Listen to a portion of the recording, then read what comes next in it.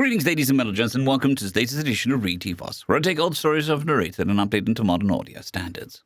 Just a quick note, I'm daily posting on multiple platforms. The links are down below. If you're interested, check them out. It would be very much appreciated. Anyways, on to the story. The Blood of Beasts, written by crumjd. I woke up naked in a cage. On the upside, it was a nice sort of cage. On the downside, I had no idea where I was or how I'd gotten there. I'd been exploring Altus 4, a world recently purchased from the Long by the Human Confederacy of Worlds. Based on orbital readings and automated probes, Altus had been declared habitable. The role of an explorer was to learn if it had any hidden dangers, or if there was some other downside. For example, a surprising numbers of worlds stink. Something when the biology or geology of the world just gets sideways in the human nose, and no one wants to spend any real time there until a bit of genetic tweaking can be worked out to make them seem less obnoxious. But not in Altus. Altus was nearly perfect. A biome was stretched over a chemical framework similar to the one used on Earth, meaning it smelled fine and was even edible. The flora was evolutionarily primitive, and the fauna was practically non-existent, meaning most of it couldn't even scratch a human. I'd taken to skinny dipping in the lakes, sleeping under the stars, and leaving all my high-tech equipment packed away in the mule carrier. In fact, the last thing I remembered doing on Altus was dozing off on the beach under the very nice sunset, which probably explained my nudity. Thinking about that, I stood and looked around the enclosure. To my left, and sweeping back behind me, was the wall of fake stone clearly intended to look like Altian geological feature. It ended where it met a body of water that resembled a lake, though the water, only a few feet from the shoreline, had the look of an algorithmically generated hologram. There were about 10 meters of space between the stone and the water, then that space reached forward about 25 meters, before ending in what looked like a one-way mirror. I sighed. I was almost certainly in a zoo.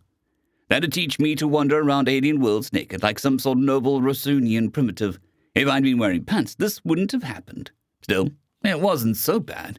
I was being treated well, so my captors were probably benign. I just needed to stay calm and demonstrate my intelligence. With that in mind, I sat down by the water and began to scratch out simple binary mathematics in the sand. The alien showed up a few hours later. My first warning of their impending arrival was when the gravity directly under me started to increase. I'm not certain how an animal would have reacted to that, but I tried to take it coolly by just sitting down on the ground. Oh, what, this? It's no big deal. My race is also mastered spatial curvature manipulation. The force I was under leveled out at about 3G, which was enough to keep me from moving rapidly and definitely enough to bring a small rock under my butt to my attention, but not enough to truly hurt me. Once I was effectively pinned, two creatures walked in. Given the movement of their limbs and bodies, they were invertebrates. They were laid out a bit like a centaur if the Greeks had imagined headless centaur as big as a medium-sized dog's, with 8 legs and a vaguely spider-esque configuration. Their skin was either scaly or covered in little chitinous plates, and patches of it glowed. They weren't an attractive species. Conceptually, humans really can't be separated from our technology. The control of fire, for example, had existed several times longer than our species. This may be one reason we're so oddly hairless. Our hands, likewise, are great for manipulating tools, but not as good at being tools.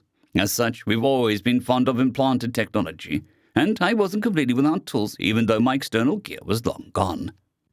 With a series of ocular gestures and visualized commands, I activated my biological computer and ran a query for the species of aliens. Eventually, a text summary of available data came back. The people who are us, TPWAU. This species is thought to occupy a modest-sized stellar society located some considerable distance from human-influenced space. As such, no formal diplomatic relations exist between humanity and the TPWAU, and most of the information available on this species comes from third-party intermediaries or very far-ranging human travelers. TPWAU are not especially militaristic or xenophobic. However, many races have reported difficulty in dealing with them due to their unique language. That which conveys thoughts, translation matrix available. That which conveys does not appear to be conventional symbolic representation of concepts due to the fact that all healthy TPWAU speak it and its fullness from the moment of birth. New concepts, such as new inventions, exist in the language immediately, and all TPWAU who understand a new concept will agree on the correct word to identify it without prior discussion. As such, it is broadly speculated that a language is actually intrinsically linked to TPWAU mental processes. Many non-human scholarly articles speculate in that words that conveys are similar to hash codes generated from TPWAU mental states. Regardless of the underlying mechanism, this extremely tight connection between thought and language makes it basically impossible for TPWAU to learn other languages or even recognize the information conveyed by other languages as representative of intelligent thought. By the time I finished reading that summary, TPWAU had scuffed the theory of relativity and a highly effective formula for approximating pi out of the existence like they were more chicken scratchers. So much for Plan A. I applied the translation matrix stored in my biodigital and got bad news on Plan B. The aliens had been talking the entire time they'd been in my enclosure. Apparently, that which conveys was a visual language supported by their glowy bits. Subcaptions printed themselves directly on my optic nerves and the feet of each creature. Doesn't have any natural weapons. At least it's huge. Perhaps it just crushes its enemies. The first one, who I mentally dubbed hurtful body shamer, said, not that it was entirely wrong. Humans are big compared to most species. Among Earth life, we're considered megafauna, and there are only around 250 animals that routinely grow larger than us. The majority of those are aquatic. Still, you don't just say that.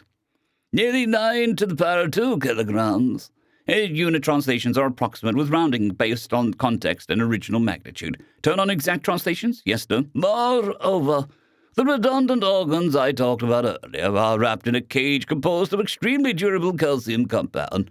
So small the creatures can only hope to injure them via soft tissue damage, which is where you run into the self-seeding circulatory system. I decided the second one could be Dr. Science. Also, what kind of conversation was this? I suppose it might be predators, or maybe they just got knocked about frequently. These things had to have written language of some sort, right? I plunged back into the biodigital database and learned the answer was not really. Their modern writing consisted of displays programmed to glow almost exactly like their own natural luminescent patches. Before they developed the technology for their whole civilization had been held back for thousands of years because of only 2% of the population had ever been able to read using the earlier form of writing. Even that had been a complex system of carefully tinted spools of paper, which was read by being backlit and pulled through the viewport of a device designed explicitly to display them. So there went Plan C. Well, Body Shamer flickered, I don't suppose that we can be picky about what goes into the arena at such research outpost in the middle of nowhere.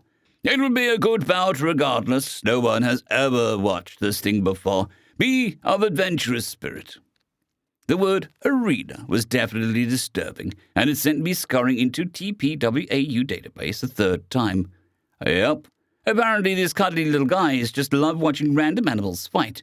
Some sort of innate cultural thing related to the prehistoric hunting techniques that was analogous to human races of ball sports and blah, blah, blah.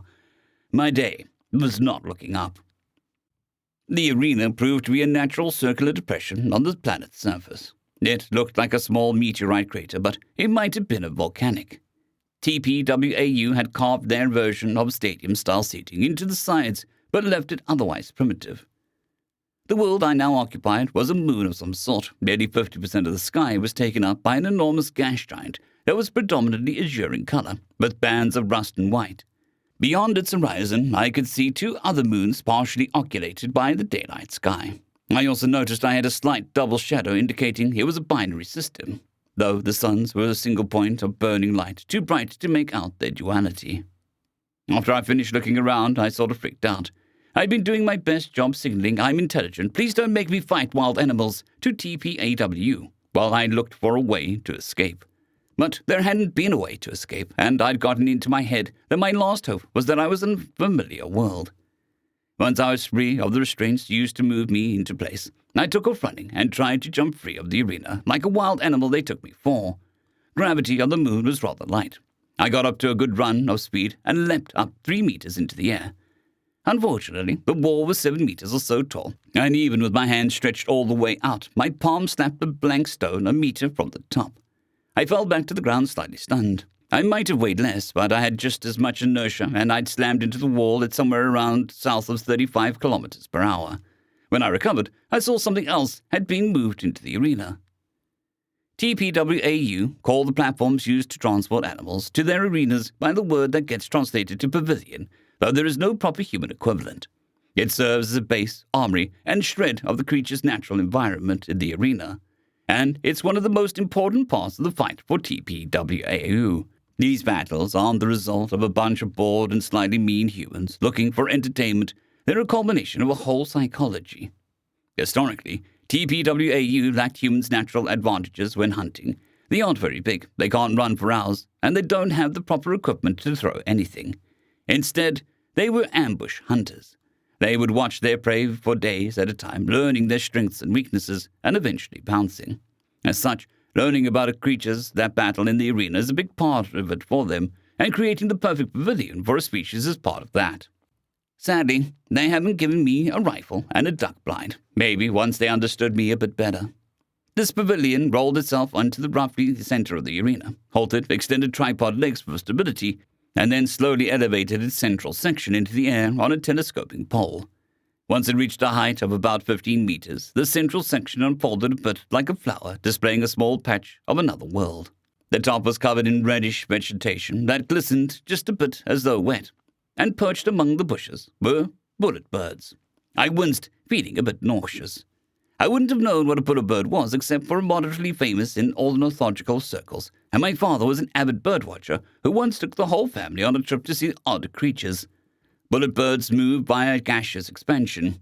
They combust something much like gunpowder in their bodies, and gas moves their limbs and whatnot as they escape. This is what gives them their name, not the fact that they can fly nearly as fast as a round from a pistol. I immediately sprinted along the edge of the arena towards the spot farthest from them. The birds are intensely territorial. That was the biggest thing I'd taken away from the long-ago vacation. Watch these creatures through binoculars unless you want to be sliced to death by the creature's knife-like wing ridges. It had been really cool when I'd been 12-year-old kid. Now I just wanted to get far enough away to be left alone. It didn't work. I heard a sound behind me like a buzz of a small combustion engine and jumped. There was enough whoosh and a reddish blur went zipping past my shin. It was not traveling across my path. In the second between my hearing the sound and my seeing the bird, it had managed to leave its perch, swing around behind me, and then fly up and past me along the wall. I probably would have been wounded, except I was so close to the wall in the first place. There was no way the bird could have come directly at it, and still pulled up in time to avoid fatal collision. Getting some distance between us and them, using the bird's terrible turning radius against them, would be my best hope. With that in mind, I scanned the sides of the arena, hoping that it would contain some sort of shelter. A pile of rocks, unevenness in the ground, anything. At first I thought my luck had failed, but then I saw an irregularity in the wall. There wasn't much, just a long, shallow divot where I expect water had carved out a little canyon before TPWAU had built their arena. If so, then they hadn't filled it all the way in, and what was left was an irregularity. Not much of one, but it was the best I had. Unfortunately, I'd taken too long looking around, and I heard the chainsaw buzz of another bird. I dropped to the ground, but not quickly enough. A hot gash of pain danced across my arm, even as I fell, and by the time I hit the ground, there was a deep gash in my upper bicep. I didn't know how bad it was, but I didn't stop to look. It could just as easily have been in my neck. Knowing another bird wouldn't be far behind, I scrambled to my feet and took off running, hugging the wall. It wasn't very far to the depression, but it still felt like the longest run of my life. I got buzzed by two more birds. One I jumped entirely over. One left a shallow gash on my ankle. The most terrifying moment was when I actually reached the depression. I had to stop even though my instinct screamed at me to keep running. Worse, to be past the plain normal curve of the wall, I had to press my back against the edge of the arena. I couldn't jump nearly as well. If this idea didn't work, I was screwed. I nearly hyperventilated as I watched the bird that had just zipped past me cut its thrust, take a wide sweeping arc across the main area of the arena, and then lightly touch down on its pavilion just as it reached the stall speed. They were graceful creatures. They had to be with their kind of speed. All the birds watched me for a moment. Then one hopped to the edge of the pavilion with a series of movements so quick and jerky they almost looked like a bad animation. It tossed itself over the edge. Just before it hit the ground, that buzzing kicked off, and it streaked across the arena in a blur. Even with my eyes on it, and knowing its target, my tender flesh, I could barely track it. I don't remember if I jumped or not as it reached me. I expect I did, though likely I was too late to do any good as I'd gotten caught up in watching it. Fortunately, it wasn't needed. The little creature couldn't juke fast enough to get at me. This was confirmed across a dozen other attacks over the next 20 minutes. I was safe. I was also bleeding to death, The cut on my arm had severed something important, and I couldn't stop the bleeding. I clamped my hand down on it, but the blood just oozed between my fingers. If I could get to safety, secondary systems that had been engineered into me when I became an explorer would take over and repair the wound, but my heart rate would need to cycle down for that. So I did what people have done before they were people. I grabbed a rock. There was just a little less than a minute between each attack, and that was just long enough for me to hop from my cover, to grab a big stone, grab it, and jump back. The next attack came closer to where the stone had been than to my shelter. That was good. It suggested the birds were planning their paths before they left their pavilion. I watched them pass me by another 5 times. Each time they were about at chest height. Each time they took a bit more than 2 seconds from leaping off their platform and passing by me. At the 6th attack, I jerked the rock up to chest height 2 seconds after the bird jumped off the platform. The little critter had never had a chance. It hit the stone going full speed. The rock must have weighed 20 to 30 times what it did. The bird wasn't built that solidly, and it had a metabolism based off something like gunpowder. There was a bang. The rock was torn out of my hands, and a rush of force picked me up and slammed me into the wall. I barely managed to stay conscious, and I think one of my eardrums ruptured. All that was left of the bird were fragments of bone scattered on the arena floor and a bunch of feathers drifting through the air. Wow, and its blood. That pretty much painted the entire front of my body. It was yellow and thin, so I didn't feel like I was in a slasher movie, but it was still super gross. Still, that apparently counted as a win. Lights pulsed above the arena, probably TPWAU's version of closing buzzer. I felt a hand of sculpted gravity reach down and close around me, and I saw the Bullet Bird Pavilion start to pack itself up as I floated away. They temporarily compressed me again, but not all the way to frozen. Instead, for about a second, the world blurred around me sickeningly. Then my arm felt as though it had been caught on fire for a few moments. Then I was back to my enclosure. Only there'd been alterations. First, I inspected my arm and found the nearly perfect nanosuture's job. It was better work than human medicine could have accomplished with an alien.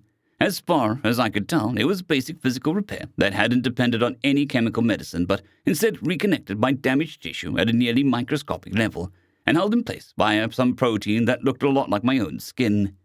It was a neat trick. I decided such a repair would work on almost any biology without the risk of poisoning it. Second, I had the scant beginnings of a pavilion. The artificial cliff face that composed one wall of my enclosure now had a shallow cave in it, and there were rocks scattered across the floor. Some peevish instinct made me want to shun it, but I shoved that down. I'd definitely be better off with a defensible position the next time I went into the ring. Anyway, TPWAU wouldn't recognize my spite unless I could flash it at them in their own language. Instead, I made myself a bed of soft foliage and moved a few palm-sized rocks inside. That done, I dropped into an exhausted sleep. Still, I couldn't help but think I'd earned my rest. I'd made hundreds of thousands of years of progress in a single day. I had a cave, and I had a club. Perhaps I could start working on a stone knife or a petroglyph the next day and bring myself to within inches of modernity. I fought a bunch of creatures over the next few weeks. Most I beat. If I could stay away from whatever I'd been pitted against and just throw rocks, my victory was almost guaranteed. Persistence hunting, at its best, I guess. Occasionally, the bouts were more like rock, paper, scissors. There was one time TPWAU put me up against a creature I recognized as being the top predator of its own world because it had a deadly neurotoxin as venom. I knew there wasn't anywhere for that neurotoxin to bind in a human, so I let it bite me and then I kicked the crap out of it. Another time I had to fight something that looked like a bit of a tortoise. I assumed I could just flip it upside down and then walk away. The flaw in that strategy was that it could electrify its shell. At least being shocked unconscious was a painless way to lose. Unlike humans, TPWAU didn't care how long or dull the fight was. They were still learning about the creatures, did in stressful situations, so it was all good to their psychology. When something didn't fight me, I didn't fight it. I'd lay in my little pavilion and worry about how I was going to get free, or the day they'd send something against me that could kill me. The first time that happened, I had to last a day and a half without any water. In theory, humans can make 3 days, but not on a hot, dry alien moon. By the time my opponent started to drop, my tongue felt like glue-covered wad of leather, and my skin was on fire. After that, I made a very crude earthen jug and used it to fill a hollow in my pavilion floor with salty water. I stored food as well, and TPWAU noticed defeating my hollow until they would hold maybe 30 liters of water and giving me something like shells. They didn't seem to realize my planning was to act of a higher order intelligence, but then again squirrels stole food, so perhaps it wasn't. I also made a stone knife. Kind of. The artificial stone of my enclosure was somewhat between sandstone and plastic in consistency.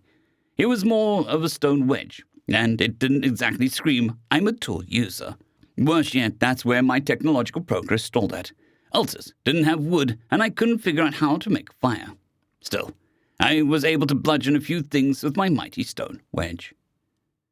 In retrospect, I should have thrown a few matches. TPWAU and humans don't share much in sport tastes, but we do both try to match strong competitors against each other.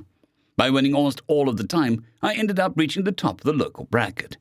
Unfortunately, I didn't realize my mistake until I was pitted against a giant crab monster. Seeing that thing for the first time was one of the most terrifying experiences of my life, and I honestly hope that never changes, because it would mean I've seen something worse. If you're picturing a happy pink mascot of the local crab shack, stop. This was more like a coconut crab, black, bulbous, and ungainly in a way that primarily gives the impression of far too many legs and slightly diseased proportions. Plus, it was huge. The thing stood nearly as tall as the stadium wall and stretched most of the way across it. I felt crowded as soon as it was lifted in. It was lifted in. None of the normal entries to the stadium would have permitted it to pass, so they hoisted it over the walls instead of giving me a view of its ribbed, ridged, and armored underbelly that I could have done without. It was apparently used to the ride. It didn't struggle or flail against the weightlessness, just calmly floating through the air until it was set down at the far end of the stadium. Even then, it didn't move much. It just worked its legs in an oddly delicate way that belayed its size as it seemed to scope out the arena. For a few naive moments, I hoped this would be one of the creatures that didn't attack me. That hope didn't work out. After a moment of scanning the arena, it began to bellow and roar so loudly it made my ears hurt, and it charged. Like a train, its size made it seem almost as though it was moving slowly, but across the entire arena in a third of the time I would have taken. I barely had the time to dive for the back of my cave like a pavilion before it reached me. It also barely mattered. The entry to the pavilion was too small for its huge claw to reach into, but it seemed to know that without trying. Instead, it slammed into the roof of the Feck cave with its chest armor. The force of the impact was sufficient to crack the meter or so fake stone so badly I could see the giant crab and sky through my roof. There was no way the structure would survive a second impact, and that was exactly what the crab seemed to be lining up. It hadn't stopped roaring, bellowing, and ululating at top volume, but it had reared back on its rearmost legs, preparing to drop down and crush me. I launched myself out of the cave like a rocket. I must have jumped 20 meters, because I made it all the way out from under its body and between its back legs before I landed. The beast and I hit the ground almost simultaneously. My body tossed up a small puff of dust. Its body tossed out a huge puff of dust and a bunch of fake rock splinters. One nearly hit me, and I noted with a certain amount of resentment that its edges were way sharper than anything I'd managed while trying to make a knife out of stone. Perhaps the trick was to smack it with an inhuman amount of force. The creature must have thought that it killed me. It stopped its deafening roar for a moment and gave the remnants of my pavilion an almost thoughtful inspection. I used the breather to try and come up with some sort of strategy. I couldn't run. The thing was faster than me, and I couldn't hide. There wasn't anywhere to hide in. Maybe if I stayed behind it. Could that work? But that fight wouldn't end, and sooner or later it would catch sight of me. Still, maybe I was thinking in the right direction. I didn't exactly look like the creature could easily scratch its own back. Desperate, I grabbed a rock and ran at the beast. I leapt about halfway up to one of its back legs, and then, using that as a platform, half-scrabbled, half-jumped the rest of the way up to the top of the thing's back. There I threw myself flat, wedged my toes into one seam of its armor, and grabbed another with my free hand. I'd hoped maybe the thing wouldn't feel me through the armor, and I could just ride around for a while. But once again, my hopes were crushed. I'd only just gotten into position when the thing started screaming at full volume and bucking and jumping like it intended to throw me off. Finally, I caught a break. The thing was huge, and it was fast, and it was strong, but it also had titanic amounts of inertia. Riding it was like riding a big ship through the swells for a rolling ocean. I don't know how long I held onto its back. It felt like a long time, but when you're riding a crab monster like a bucking bronco, or a sick entertainment of a bunch of alien arseholes, time is a way of stretching out. All I really know is my ride went on long enough that I became confident that I could hold on with just my feet, wedged down into the seam of its shell. Given that, I decided to try something.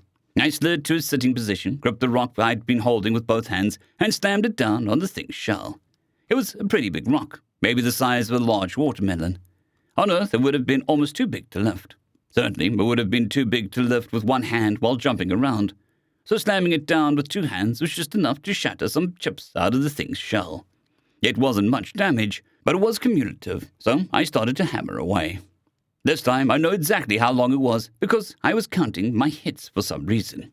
When I noticed that the thing's vocalizations had changed, I had clobbered it 483 times and made an impressive little pit in its shell. I was down far enough that the shell was starting to grow translucent and somewhat weaker, and I was pretty sure that I'd start to actually hurt if I could just keep going a little while longer. The crab had made a really broad range of sounds right from the start. It didn't repeat itself much, which maybe should have made me think twice. As I started to hunt it, it started to make the sound of otuku. It was just as ear-splittingly loud as every other sound it made, and it was still mixed in with other sounds, but now it was more common, as though otkutu somehow was now more important to its situation, as though otkutu was a word. Holy ethos and pathos, Batman. Was I trying to murder the crap out of a being that was smart enough to talk while thinking that it was an animal? Admittedly, I had mostly fallen short of the intelligent being standard by trying to crush me to paste while screaming at the top of its lungs. But I still hadn't considered the possibility there might be another intelligent life form in my very own situation. I stopped hammering for a moment and queried my biodigital for every possible translation of "I'm an intelligent life form, are you?" sorted by the ease of pronunciation and the galactic position of the main use of the language, with the preference towards those languages used deeper towards TPWAU inhabited space.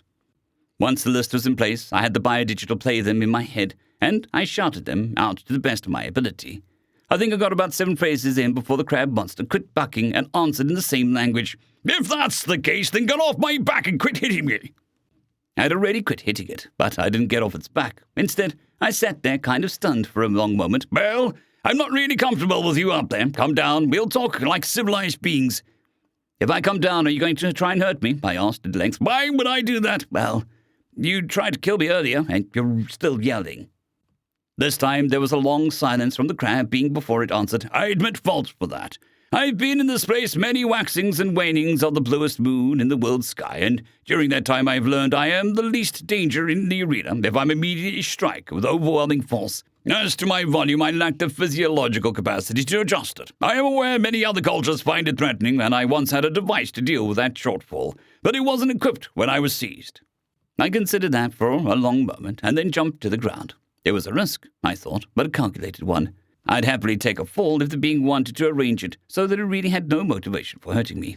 Moreover, I could see how a creature with such a hard-to-defend back would be paranoid about me sitting up there. It would be like how a human would feel with a knife at their neck. Thus, arranged, we swapped stories. I learned the being was named Gronth, and it was sort of a trade ambassador/explorer for its people who were called the Dorzik. Its spaceship had run into trouble, so it had turned on the distress beacon and put itself into a time compression bubble.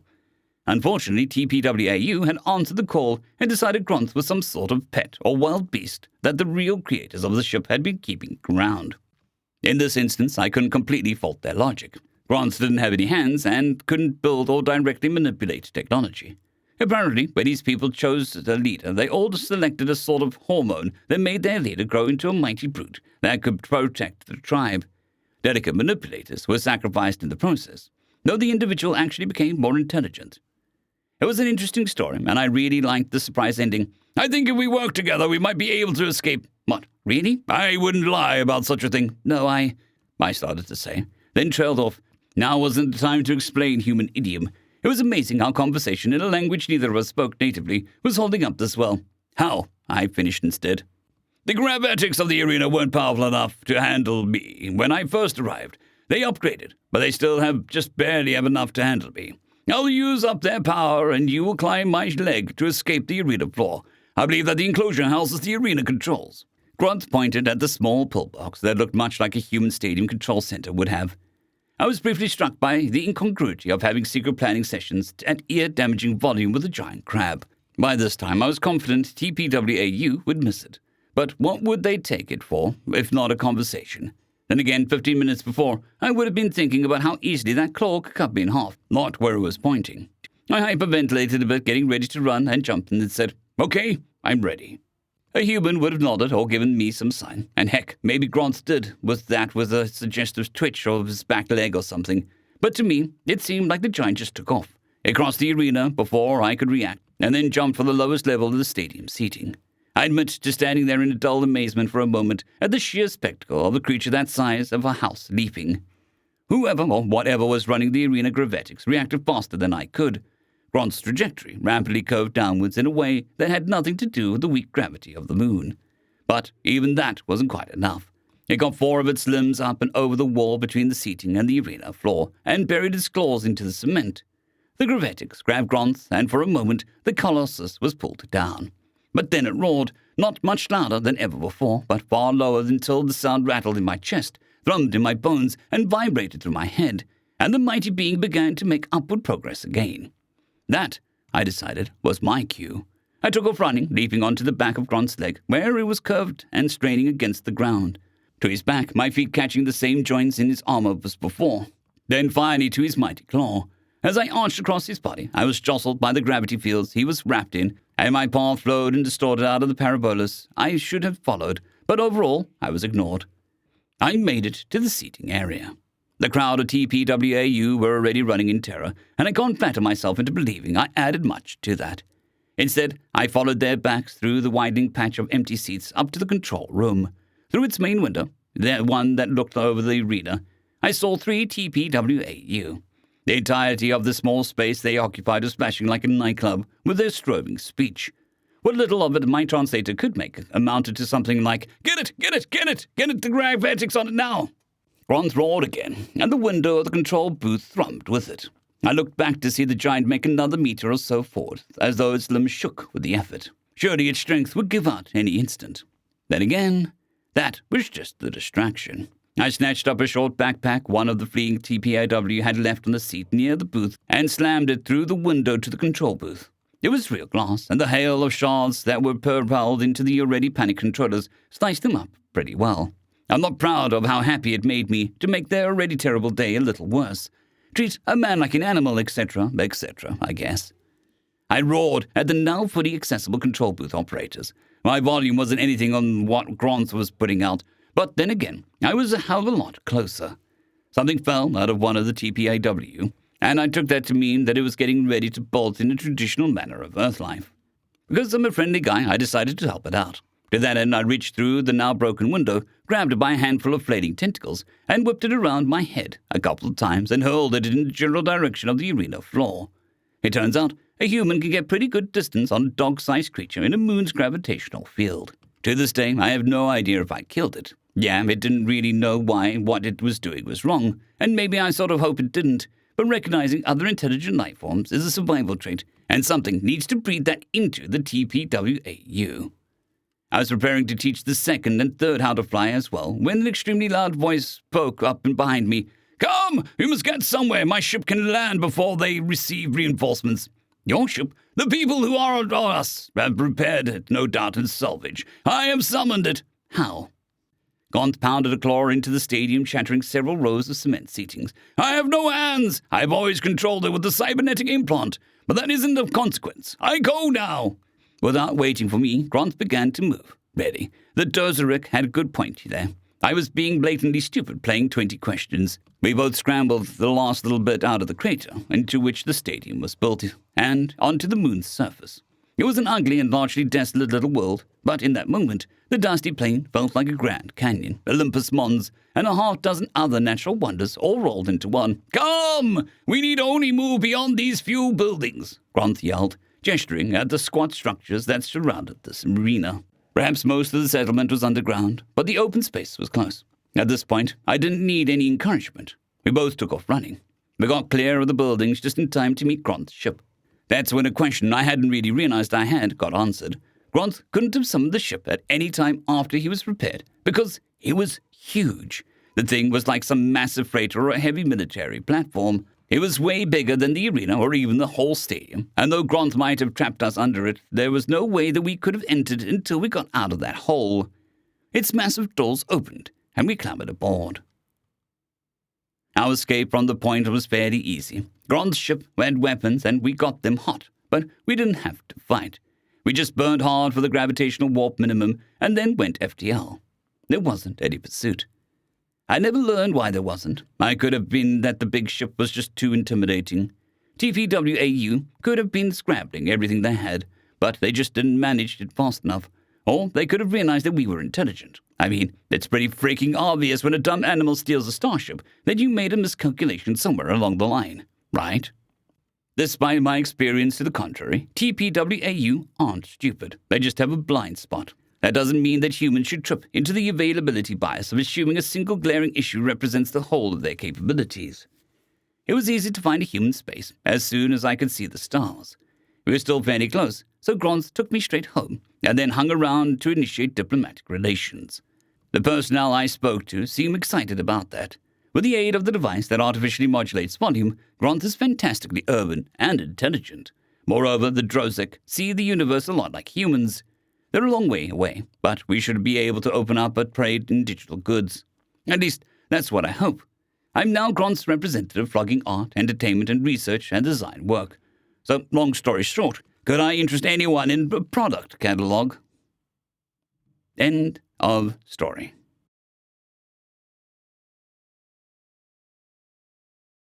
I'd quickly like to thank our Tier 5 channel members, Casper Arnholt, John Creighton, Manatharia, 050, Dragzoon WRE, and Elijah Silvercross.